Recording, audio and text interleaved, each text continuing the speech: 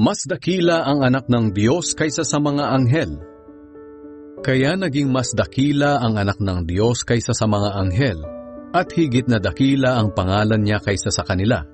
Sapagkat kailanman, wala ni isa man sa mga anghel ang sinabihan ng Diyos ng ganito, "Ikaw ang anak ko, at ngayon ipapahayag ko na ako ang iyong ama." At wala ring sinabihan ng Diyos ng ganito sa sino mang anghel, "Ako'y magiging ama niya, at siya'y magiging anak ko." At nang isusugo na ng Diyos ang kanyang bugtong na anak sa mundo, sinabi niya, dapat siyang sambahin ng lahat ng anghel ng Diyos. Ito ang sinabi ng Diyos tungkol sa mga anghel. Ang mga anghel ay magagawa kong hangin. Sila na mga lingkod ko ay magagawa ko ring nagliliyab na apoy. Ngunit ito naman ang sinabi ng Diyos tungkol sa kanyang anak. O Diyos, ang kaharian mo ay magpakailanman, at ang paghahari mo'y makatuwiran.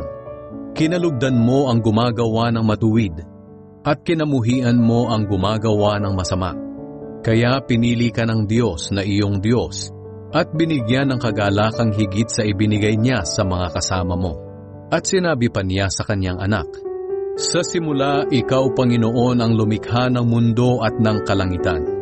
Maglalaho ang mga ito, ngunit mananatili ka magpakailanman. Maluluma itong lahat tulad ng damit.